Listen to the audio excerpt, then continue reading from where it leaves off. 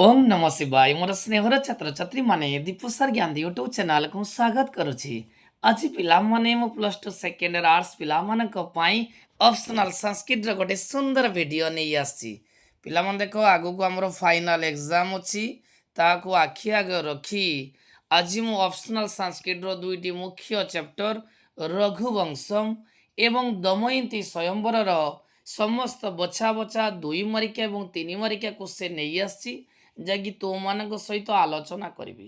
ପିଲାମାନେ ଦେଖ ପାଖାପାଖି 6-7 ବର୍ଷ ମଧ୍ୟରେ ଯେଉଁ କ୍ୱେଶ୍ଚନ୍ ଗୁଡ଼ିକ ରଘୁବଂଶମ ଏବଂ ଦମୟନ୍ତୀ ସ୍ୱୟଂବରରେ ଆସିଥିଲା ସେଇ କ୍ୱେଶ୍ଚନ୍ ଗୁଡ଼ିକ ପିଲାମାନେ ମୁଁ ଆଜି ତୁମମାନଙ୍କ ସହିତ ଆଲୋଚନା କରିବି। ନିଶ୍ଚୟ ଭିଡ଼ିଓଟି ତୁମ ପାଇଁ ଉପଯୋଗୀ ସାବ୍ୟସ୍ତ ହେବ ଏବଂ ପରୀକ୍ଷାରେ এই କ୍ୱେଶ୍ଚନ୍ ଗୁଡ଼ିକ ନିଶ୍ଚିତ ଆସିବ। ପ୍ରଥମ କ୍ୱେଶ୍ଚନ୍ ପିଲା ରଘୁବଂଶମର ଦେଖିବା ଯେ କଦା ରାଜା ଦିলীପ ନନ୍ଦିନୀ ବନାୟା ମୁମୋଛ। ମନୋକ୍ତା ପିଲାମାନେ ଯେ ଯଶସ୍ୱୀ ପ୍ରଜାମାନଙ୍କର ରକ୍ଷକ ରାଜା ଦିলীପ ସକାଳେ ପତ୍ନୀ ସୁଦକ୍ଷିଣା ପ୍ରଦତ୍ତ ଗନ୍ଧ ପୁଷ୍ପମାଳାକୁ ଗ୍ରହଣ କରିଥିବା ଏବଂ ଦୁଗ୍ଧପାନ ପରେ ବାଛୁରୀ ବନ୍ଧା ହୋଇଥିବା ଋଷି ବଶିଷ୍ଠଙ୍କର ଧେନୁ ନନ୍ଦିନୀକୁ ବଣକୁ ଯିବା ପାଇଁ ଫିଟାଇଲେ। ଦ୍ୱିତୀୟ କ୍ୱେଶ୍ଚନ୍ ସୁଦକ୍ଷିଣା ନନ୍ଦିନୀ କଥ ମନ ଗଚ୍ଛତ। ପିଲାମାନେ ଦେଖ ଏଇଟା ପ୍ରିଭିୟସ୍ ଇୟର୍ରେ ଆସିଥିଲା 2 ବର୍ଷ ତଳେ। ବହୁତ ଇମ୍ପୋର୍ଟାଣ୍ଟ କ୍ୱେଶ୍ଚନ୍ ପିଲାମାନେ ଯେ ସୁଦକ୍ଷିଣା ନନ୍ଦିନୀ କଥ ମନ ଗଚ୍ଛତ ଯେ ରାଜା ଦିলীପ ପ୍ରଭାତରେ କୁଳଗୁରୁ ବଶିଷ୍ଠଙ୍କ ଆଶ୍ରମରୁ ବନକୁ ଚରାଇବା ପାଇଁ ନନ୍ଦିନୀକୁ ଫିଟାଇ ଦିଅନ୍ତେ ସେ ଆଶ୍ରମର ମାର୍ଗରେ ଚାଲିଲା। ଧେନୁ ନନ୍ଦିନୀର କ୍ଷୁରାପାତନରୁ ଉତ୍ଥିତ ଧୂଳିପୂର୍ଣ୍ଣ ପବିତ୍ରିତ ମାର୍ଗକୁ ରାଜା ପତ୍ନୀ ସୁଦକ୍ଷିଣା ଅନୁଗମନ କଲେ। ଯେପରି ଶ୍ରୁତି ବା ବେଦର ଅର୍ଥକୁ ସ୍ମୃତି ଗ୍ରନ୍ଥ ମାନ ଅନୁକରଣ କରାଇଥାଏ ତଦନୁରୂପ ରାଣୀ ସୁଦକ୍ଷିଣା ନନ୍ଦିନୀଙ୍କ ମାର୍ଗକୁ ଅନୁଗମନ କଲେ। ପିଲାମାନେ ଦେଖ ରାଜା ଦିলীପଙ୍କର ପୁତ୍ର ନଥିଲା, ସେଥିପାଇଁ ତାଙ୍କର ଜୀବନ ସବୁବେଳେ ଦୁଃଖରେ ଥିଲା ଏବଂ ସାମ୍ରାଜ୍ୟ ବା ପ୍ରଜାମାନଙ୍କର ସୁଖ ପାଇଁ ଏବଂ ସାମ୍ରାଜ୍ୟର ଉତ୍ତରାଧିକାରୀ ପାଇଁ ସେ ଗୁରୁ ବଶିଷ୍ଠଙ୍କ ପାଖକୁ ଯାଇଥିଲେ ଏବଂ ଗୁରୁ ବଶିଷ୍ଠ ତାଙ୍କୁ ନନ୍ଦିନୀର ସେବା କରିବା ପାଇଁ ପ୍ରବର୍ତ୍ତାଇଥିଲେ। ଯଦି ନନ୍ଦିନୀର ସେବାରେ ପ୍ରସନ୍ନ ହୁଅନ୍ତି ତାହେଲେ ସେ ଯେଉଁ କାମଧେନୁଙ୍କ ଠାରୁ ଅଭିଶାପଗ୍ରସ୍ତ ହୋଇଥିଲେ ତା ଦୂରୀଭୂତ ହେବ, ତାଙ୍କର ପୁତ୍ର ସନ୍ତାନ ଜାତ ହେବ। ସେଥିପାଇଁ ରାଜା ଦିলীପ ପ୍ରଭାତରେ କୁଳଗୁରୁ ବଶିଷ୍ଠଙ୍କ ଆଶ୍ରମରୁ ନନ୍ଦିନୀକୁ ଫିଟାଇ ଦିଅନ୍ତି ଏବଂ ଯେତେବେଳେ ଆଶ୍ରମ ମାର୍ଗରେ ନନ୍ଦିନୀ ଯାଆନ୍ତି ତାଙ୍କ ପଥ ମଧ୍ୟ ଅନୁସରଣ କରନ୍ତି କିଏ? ସୁଦକ୍ଷିଣା, ଯେ ଦିলীପଙ୍କର ଧର୍ମପତ୍ନୀ ବା ରାଣୀ। ଏବଂ ସେଟା ସେଥିପାଇଁ ନାଟ୍ୟକାର କହିଛନ୍ତି ଯେପରି ଶ୍ରୁତି ବା ବେଦର ଅର୍ଥକୁ ସ୍ମୃତିଗ୍ରନ୍ଥ ମାନ ଅନୁକରଣ ବା ଅନୁଗମନ କରିଥାଏ ତଦନୁରୂପ ରାଣୀ ସୁଦକ୍ଷିଣା ନନ୍ଦିନୀର ମାର୍ଗକୁ ଅନୁଗମନ କଲେ। ନେକ୍ସଟ କ୍ୱେଶ୍ଚନ୍ ପିଲାମାନେ ଯିବା।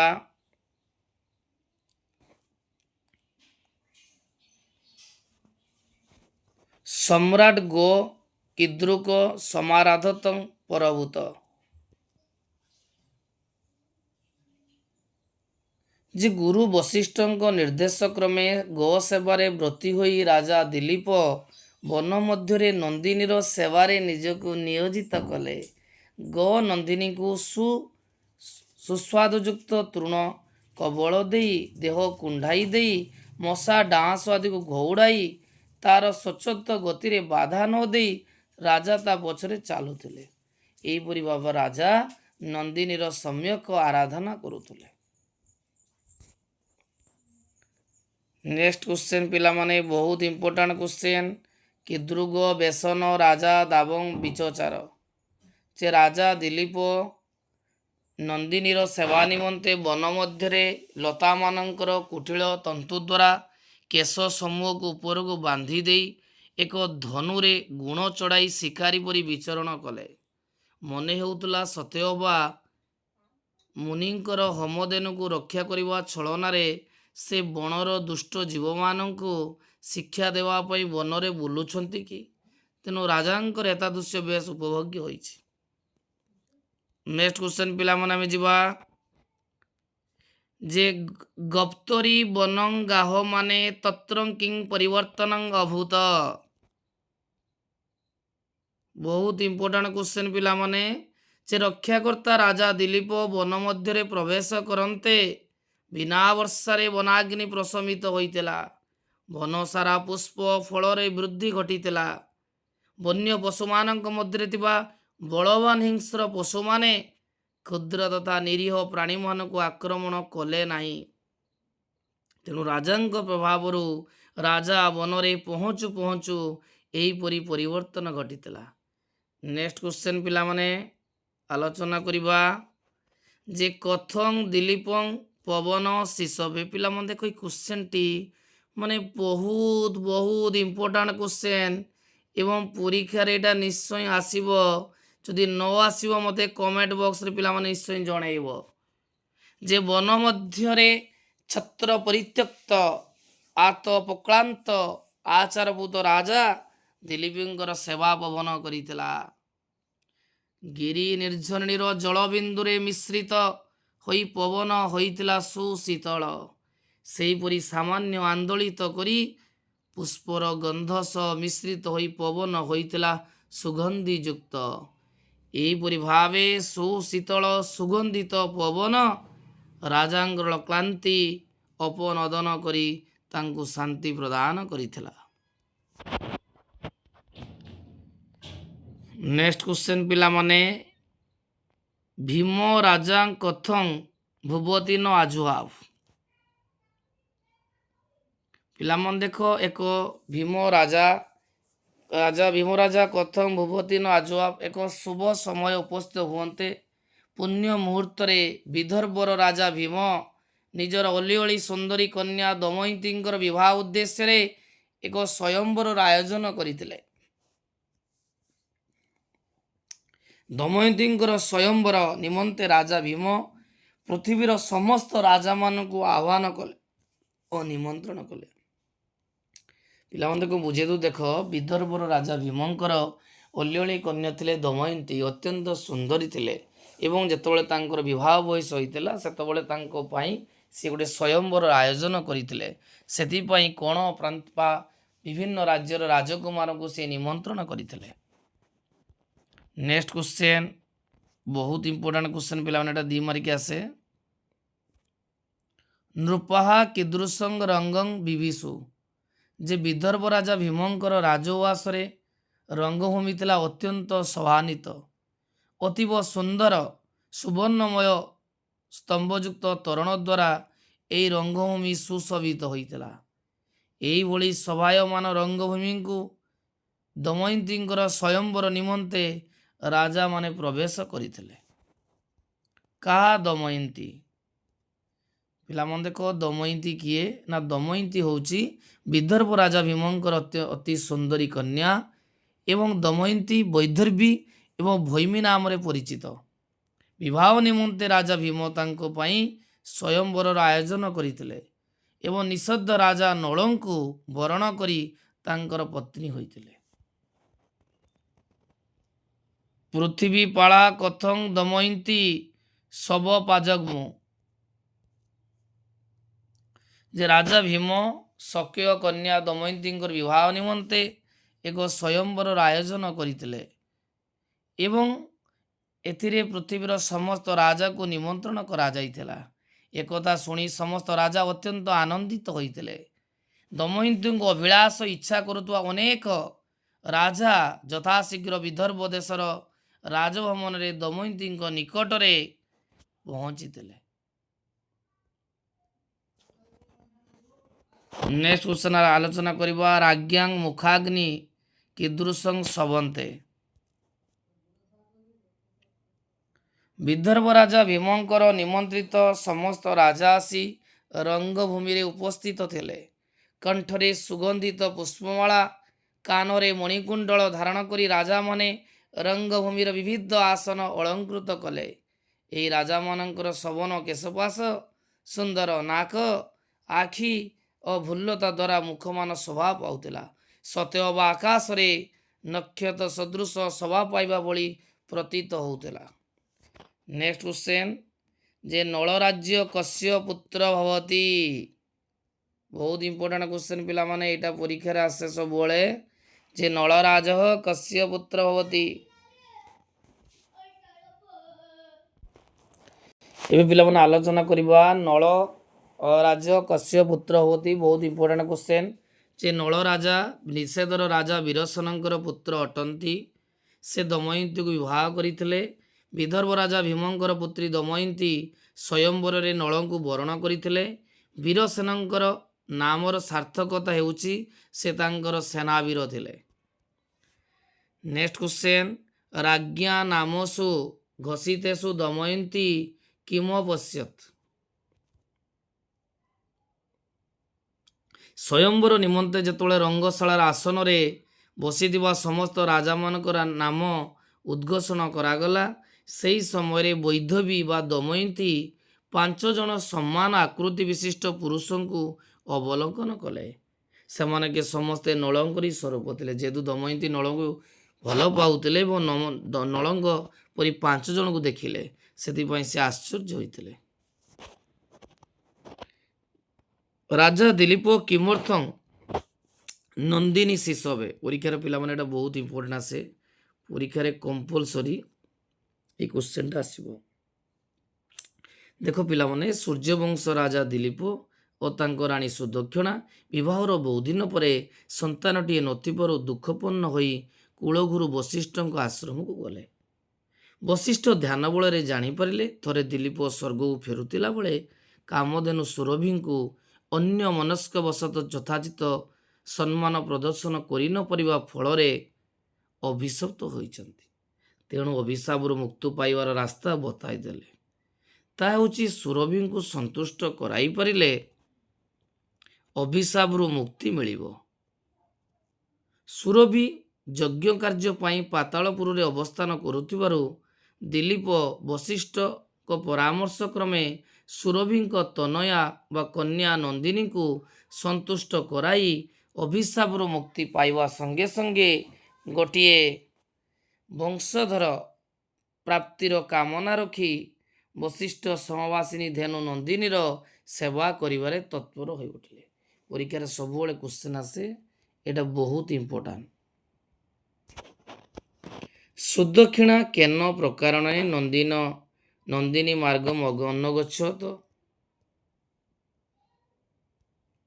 देख पिला माने कुलगुरु वशिष्ठ परामर्श अनुसार रघुवंशी सम्राट दिलीप धेनु नंदिनी सेवारे मन प्राण ढाली देथिले तांको सहित तांको सहयोग करथिले तांकर धर्मपत्नी सुदक्षिणा प्रभातरु राणी सुदक्षिणा फूल चंदन रे नंदिनी को पूजा कला परे बाछिरी को क्षीर पे बांधी दे दिलीपी नंदिनी को चुरा पे बण को फिटाई देले।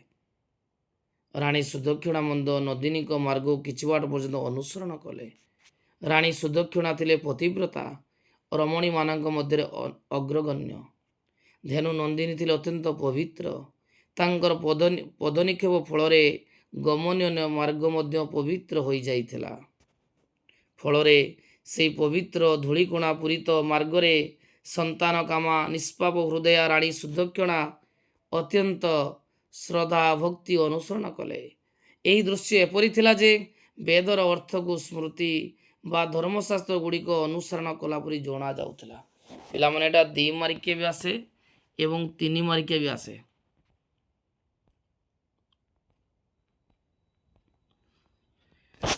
नेक्स्ट क्वेश्चन बने दिलीप केने प्रकारणे नंदिनम शिशेबे देखो संतान प्राप्ति अभिलाष रे राजा दिलीप कुलगुरु वशिष्ठ परामर्श को पाथेय करी सुरभि तनया नंदिनी सेवारे निजको समर्पित कराइथिले। सकाळ सकाळ नंदिनी को चराइबा पई राजा तांको बरण बण को नहीं जाइथिले। बणरे मशा माछी डांस मानक प्रादुर्भाव थिला तेणु से सबु दंशनकारी कीटपतंग नंदिनी देहरे बड़ी बसिले राजा पाखे पाखे रही निज हाथ में से घौड़ाई दे सुरक्षा दौले एपरिकी से दंशन जात कांडू को शांत करने राजा नंदिनी को शरीर को निजे कुंडाई दौले। बणरे मध्य राजा कमल घास थिबा स्थान को निज हाथ में ସ୍ଥାନକୁ ନେଇ ଯାଉଥିଲେ, ତା ସହିତ ନିଜ ହାତରେ କମଳ ତୃଣ ଛିଣ୍ଡାଇ ଖୁଆଇ ଦେଉଥିଲେ। ଏହା ଛଡ଼ା ବନ ପ୍ରଦେଶରେ ନନ୍ଦିନୀ ଯେଉଁଆଡ଼େ ଯିବାକୁ ଚାହୁଁଥିଲେ ସେଥିରେ ବାଧା ନ ଦେଇ କେବଳ ତାଙ୍କୁ ଅନୁସରଣ କରୁଥିଲେ। କ୍ଳାନ୍ତ ହୋଇ ନନ୍ଦିନୀ ଠିଆ ହୋଇ ରହିଲେ ସେ ମଧ୍ୟ ଠିଆ ହୋଇଯାଉଥିଲେ। ନନ୍ଦିନୀ ଚାଲିବାକୁ ଆରମ୍ଭ କଲେ, ରାଜା ନିଜେ ମଧ୍ୟ ଚାଲୁଥିଲେ। ନନ୍ଦିନୀ ଜଳ ଗ୍ରହଣ କରିବା ପରେ ରାଜା ଦିলীପ ମଧ୍ୟ ଜଳପାନ କରୁଥିଲେ। ଏହିପରି ଭାବରେ ରାଜା ଦିলীପ ଛାଇ ପରି ନନ୍ଦିନୀର ସେବା କରୁଥିଲେ। ପଞ୍ଚତୁଲ୍ୟା କୃତିନ ପୁରାସାନ ବିକ୍ଷ ଦମୟନ୍ତୀ କିମଭବତ୍। ଯେ ରଙ୍ଗଭୂମିରେ ରାଜାମାନଙ୍କର ନାମ ଘୋଷଣା ସମୟରେ ଦମୟନ୍ତୀ 5 ଜଣ ସମାନ ଆକୃତି ବିଶିଷ୍ଟ ପୁରୁଷଙ୍କୁ ଦେଖିଲେ। ସେ ଯାହାକୁ ଦେଖିଲେ ତାଙ୍କୁ ନଳ ପରି ମନେ କଲେ। ମନ ମଧ୍ୟରେ ଭାବନା ଓ ଚିନ୍ତନ କରି ସେ ତର୍ଜମା କଲେ, କିଏ ଦେବତା ବା କିଏ ନଳ। ଏ କଥା ଜାଣିବାକୁ ଇଚ୍ଛା କରି ଚିନ୍ତିତ ମନା ଦମୟନ୍ତୀ ଅତୀତ ଦୁଃଖିତା ହେଲେ।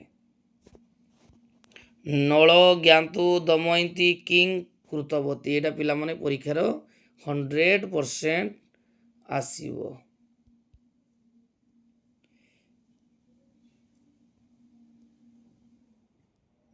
ଯେ ନଳ ଜ୍ଞାତୁ ଦମୟନ୍ତୀ କିଂ କୃତବତୀ। 5 ଜଣ ସମାନ ଆକୃତି ବିଶିଷ୍ଟ ଥିବା ପୁରୁଷକୁ ଦେଖି କିଏ ପ୍ରକୃତ ନଳ ସେ କଥା ଜାଣିବା ପାଇଁ ଦମୟନ୍ତୀ ପ୍ରୟାସ କଲେ। ଏଥି ନିମନ୍ତେ ସେ ଦେବତାମାନଙ୍କର ସହାୟତା କାମନା କଲେ। ନଳକୁ ଜାଣିବା ପାଇଁ ପ୍ରାର୍ଥନା କରନ୍ତେ ପରମେଶ୍ୱର ଦମୟନ୍ତୀଙ୍କର କରୁଣ କ୍ରନ୍ଦନ ଶୁଣି ନୈଷଧଙ୍କ ଠାରେ ତଥ୍ୟ ଅନୁରାଗ ନିଶ୍ଚିତ କଲେ। ଦେବତାମାନଙ୍କ ମଧ୍ୟରେ ପ୍ରକୃତ ନଳକୁ ସେ ଜାଣିପାରିଲେ। ନେକ୍ସଟ କ୍ୱେଶ୍ଚନ, ଦମୟନ୍ତା ପ୍ରାର୍ଥନା ଶ୍ରୁତ୍ୱା ନୈଷଧ୍ୟ କିମ କରତ୍। ଯେ ଦମୟନ୍ତୀଙ୍କର ପ୍ରାର୍ଥନା ଶୁଣି ନୈଷଧାଧିପ ନଳ ତାଙ୍କ ପ୍ରତି ଅତ୍ୟନ୍ତ ଆନନ୍ଦିତ ହେଲେ। ଆନନ୍ଦମନା ଅନ୍ତରାତ୍ମାରେ ଉତ୍ତମା ସ୍ତ୍ରୀ ଦମୟନ୍ତୀଙ୍କୁ ନଳ ଆଶ୍ୱାସନା ଦେଇ କହିଲେ, ହେ କଲ୍ୟାଣୀ, ତୁମେ ଏ ପୁରୁଷକୁ ଯେଭଳି ଭାବେ ଦେବତାଙ୍କ ମଧ୍ୟରେ ଚିହ୍ନିଲ ଆଉ ଜାଣିଲ ତା ଗୌରବର ବିଷୟ। ଯେ ପର୍ଯ୍ୟନ୍ତ ଏ ଶରୀରରେ ପ୍ରାଣ ଥିବ ସେ ପର୍ଯ୍ୟନ୍ତ ମୁଁ ତମର ହେଇ ରହିବି, ଏକଥା ମୁଁ ସତରେ କହୁଅଛି। ଲାଷ୍ଟ କ୍ୱେଶ୍ଚନ ପିଲାମାନେ, ଯେ ବାସ୍ତବଂ ନଳଂ ଜ୍ଞାତୁ। ଯେ ବାସ୍ତବ ନଳଂ ଜ୍ଞାତୁ ଦମୟନ୍ତୀ କିଂ କୃତବତୀ। ଯେ ବିଦର୍ଭ ଦେଶର ରାଜା ଭୀମଙ୍କର ଦମୟନ୍ତୀ ନାମରେ ଗୋଟେ ରୂପବତୀ କନ୍ୟା ଥିଲେ। ରାଜନନ୍ଦିନୀ ଦମୟନ୍ତୀ ବିବାହ ବୟସରେ ପଦାର୍ପଣ କରନ୍ତେ ରାଜା ଭୀମ ଶୁଭଲଗ୍ନ ଓ ମଙ୍ଗଳ ତିଥି ନିରୂପଣ କରି ସ୍ୱୟଂବର ସଭାର ଆୟୋଜନ କଲେ। ରାଜା ସମସ୍ତ ବ୍ୟବସ୍ଥା କରି ସେଥିରେ ଯୋଗ ଦେବା ପାଇଁ ରାଜାମାନଙ୍କୁ ସାଦର ନିମନ୍ତ୍ରଣ କଲେ। ନିମନ୍ତ୍ରଣ ପ୍ରାପ୍ତ ହୋଇ ରାଜାମାନେ ଦମୟନ୍ତୀକୁ ପାଇବା ପାଇଁ ଲାଳାୟିତ ହୋଇ ପଟୁଆର ସହିତ ସ୍ୱୟଂବରରେ ଉପସ୍ଥିତ ହେଲେ।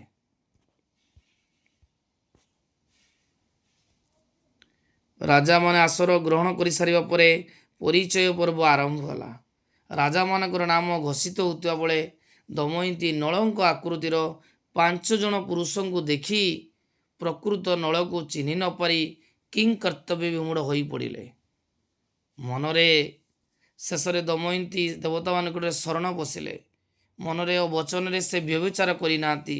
ସେ ତାଙ୍କର ସତ୍ୟ ପାଳନ କରୁଛନ୍ତି। ନଳଙ୍କ ବ୍ୟତୀତ ଅନ୍ୟ କାହାକୁ ମନରେ ସେ ଚିନ୍ତା କରିନାହାନ୍ତି।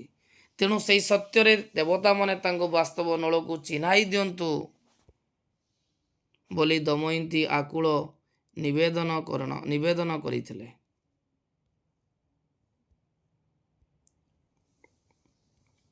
ଲାଷ୍ଟ କ୍ୱେଶ୍ଚନ, କେନ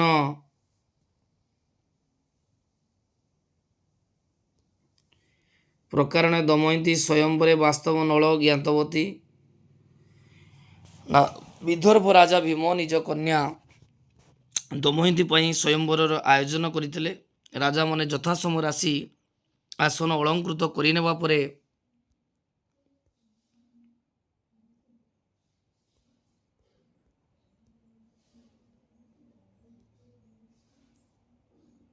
ରାଜକୁମାରୀ ଦମୟନ୍ତୀ ସଭାସ୍ଥଳକୁ ପ୍ରବେଶ କଲେ। ତାଙ୍କ ସୌନ୍ଦର୍ଯ୍ୟ ରାଜାମାନେ ବିମୋହିତ ହୋଇପଡ଼ିଲେ।